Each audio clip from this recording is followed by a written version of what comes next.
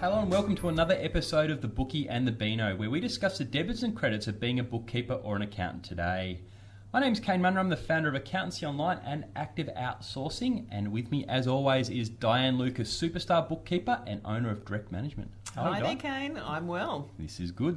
Well, today I want to talk about keeping up to date with CPD hours, how many CPD hours you have to do as an accountant or a bookkeeper these days, and how we go about it, and if it's really important. So, Di, I'll ask you first. As a bookkeeper, what are your legal or required CPD hours?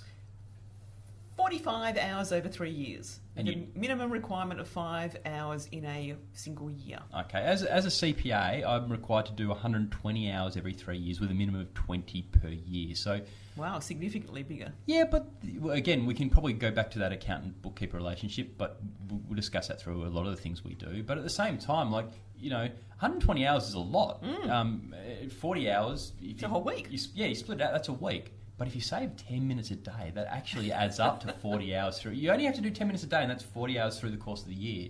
How do you guys go about it in your business, maintaining CPD hours across all of your staff?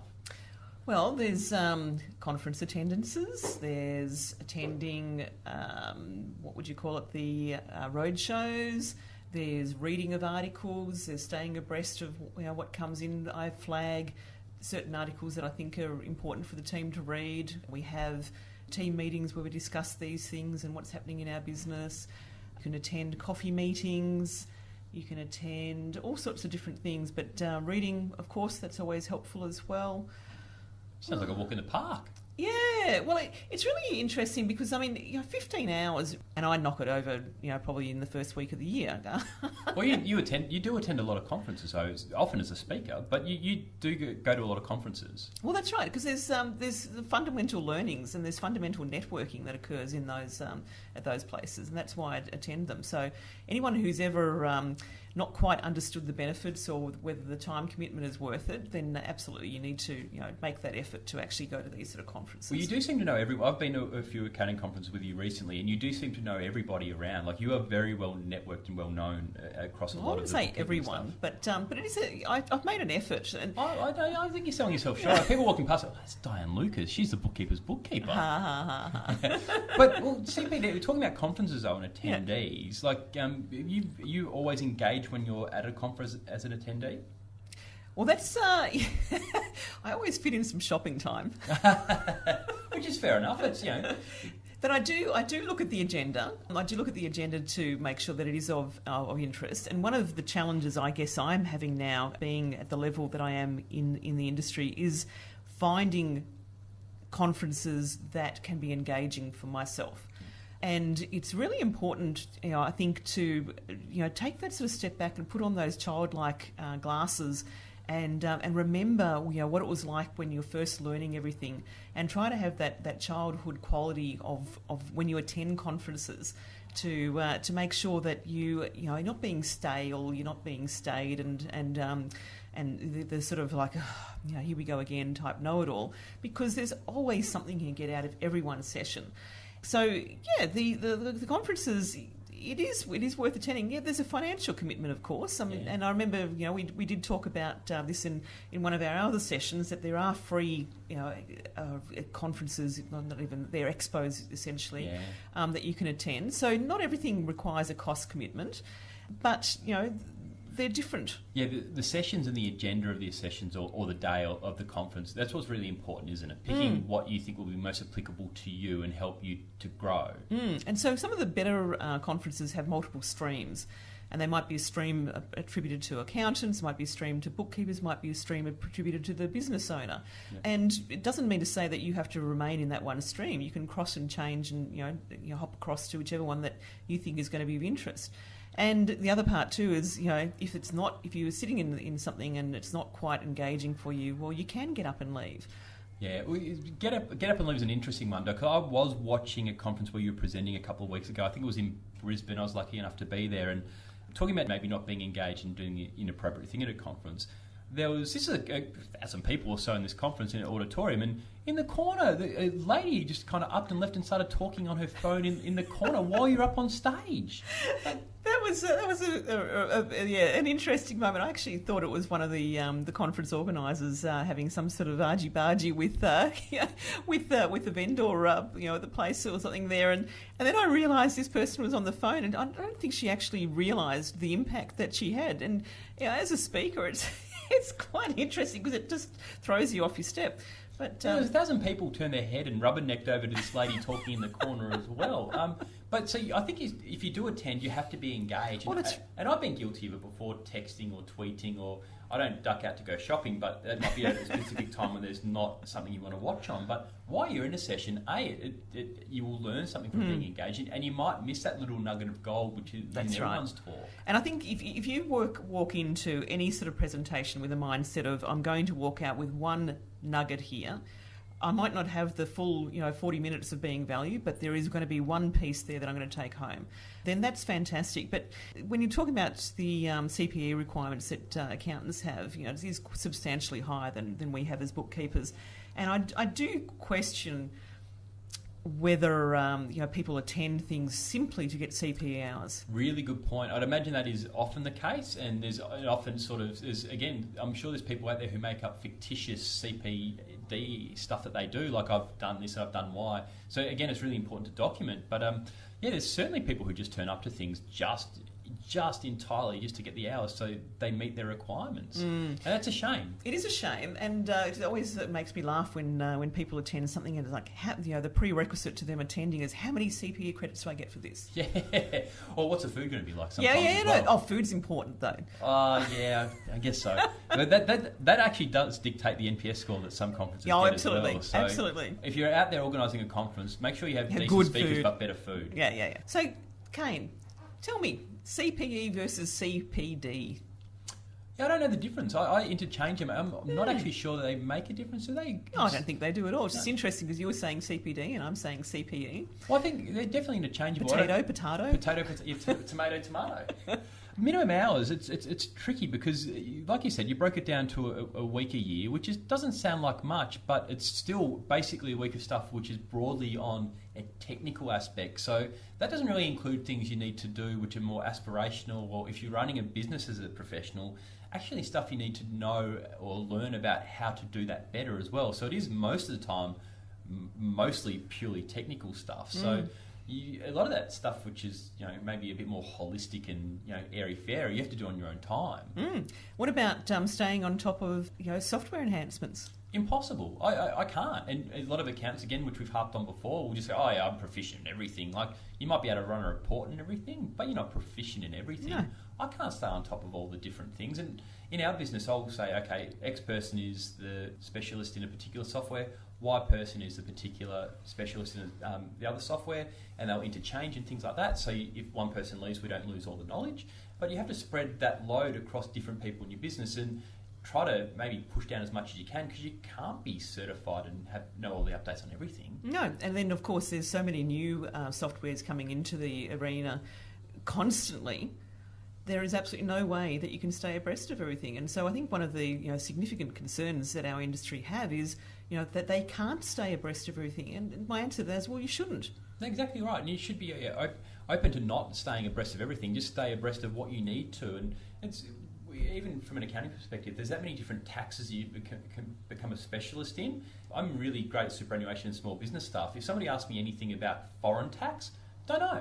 I had a client the other day who sounded like they would have been a really big client. Do you know anything about this particular foreign tax? I don't, but I'm happy to refer you again, and we've discussed this before, refer you on to somebody who does, because they'll respect me more for doing that than having the ability to say, yeah, I can do it when I really can't, and you inevitably let them down. Exactly. And I can't possibly stay up to date with all the different taxes, and I can get a broad technical update on taxes on a monthly basis, which we do, just to work out what's kind of new and come down the pipe. But there's so many different moving parts in tax in different areas. No one can be a specialist in them all. No, and nor should they be. I mean, this also comes down to the argument for niching.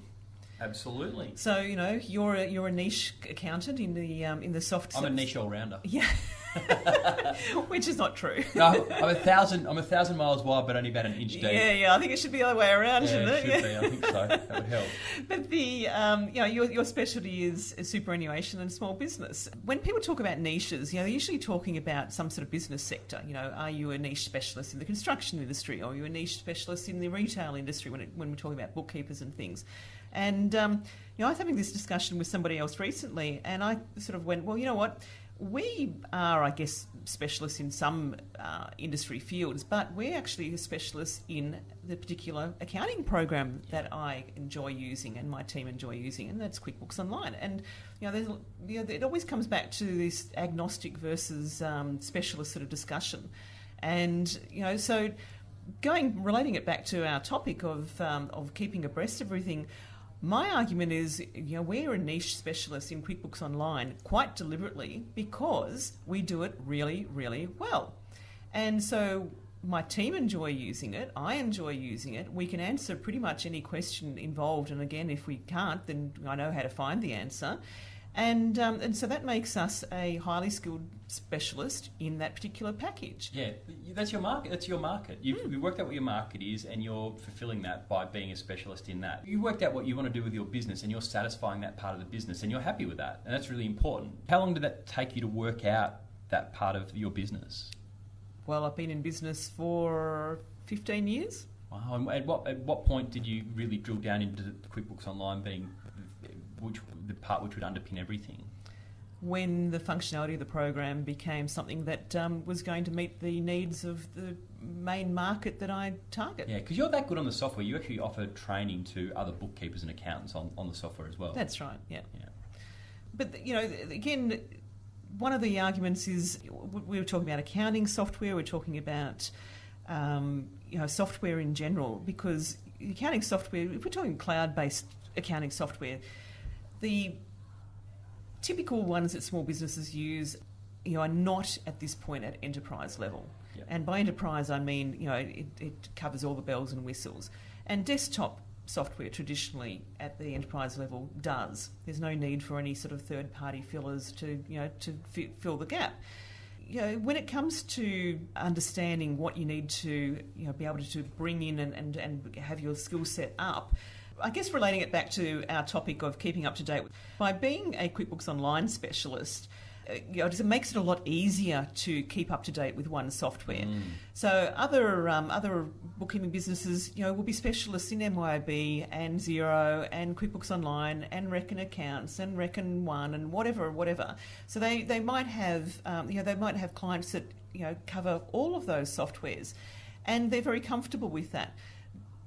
I just think that I prefer my time to be spent focusing on the one software. And then the same thing comes in with the apps that we support as well. We support different apps that assist our clients, and if I don't know a particular app, I'll do some investigation. But at the same time, there might be 10 different apps out there related to inventory. There's no way I can be a specialist in them all, and I don't want to be. Yeah, and CPE and CPD hours around scoping different apps, does that count? No, unfortunately, again, something you just have to do in your own time as part of an engagement with the client. And how much time do we spend on investigating software or on playing in the sandpit? And just on that, when you do that, do you document that so then the next time somebody asks about inventory, you know what fits best? Probably shouldn't I?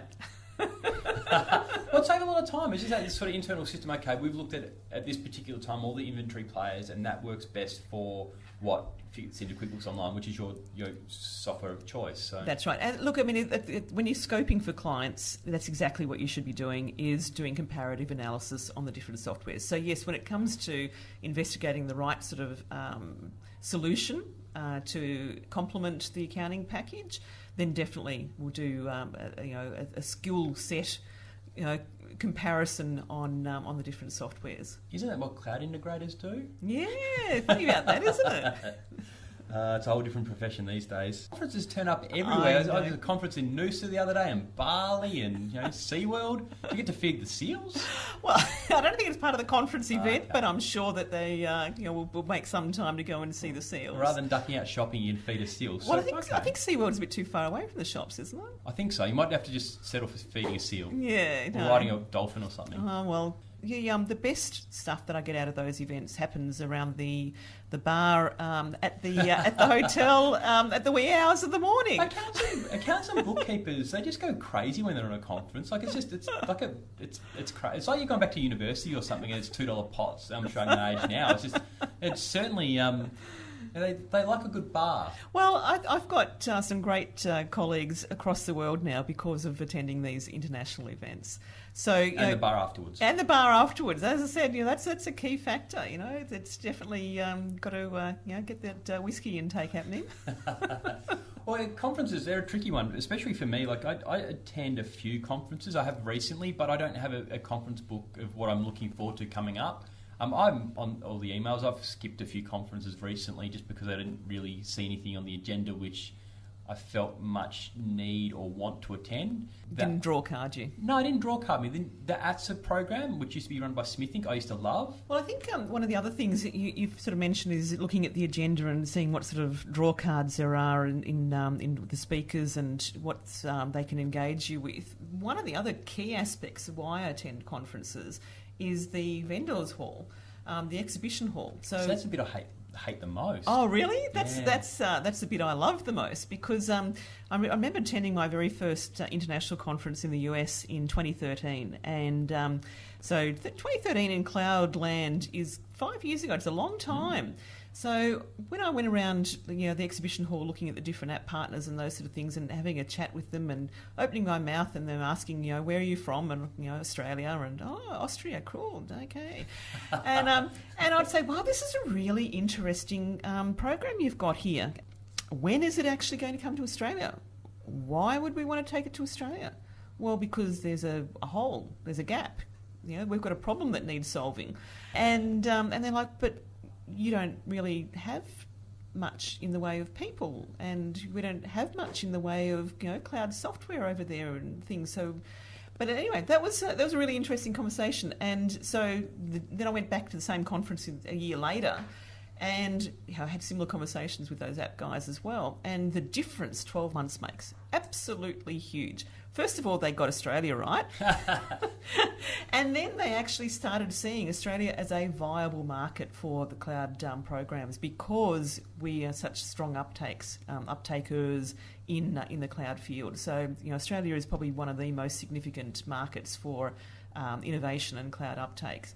So it was a totally different story. And so that's 2014, and now we're in 2018. The difference is huge. Yeah, absolutely huge. I can understand that. It's probably also harks back to the reason why I don't really like the vendor halls, where I always walk down there and I feel like I'm a piece of meat that all the vendors are kind of haggle over just to try to get me onto their particular platform.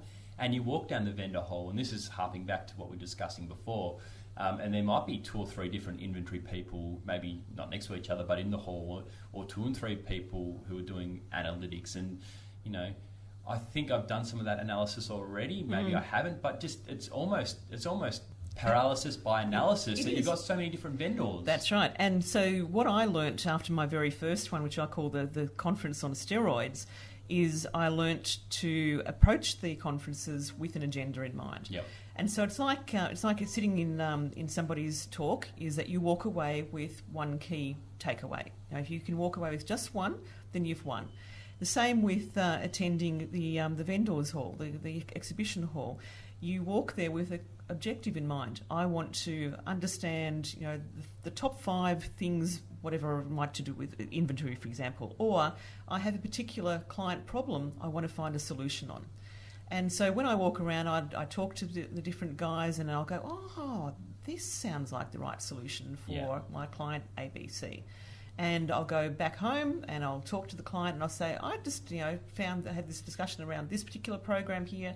I think it's going to assist your business in this particular way. Do you want us to look more into it for you? Yeah, it makes a lot of sense. That's pretty much the end of our agenda for today here on the Bookie and the Beano. Looking forward to seeing you at the next conferences in where you can get your CPD hours. Stay tuned for another episode coming up soon. Bye.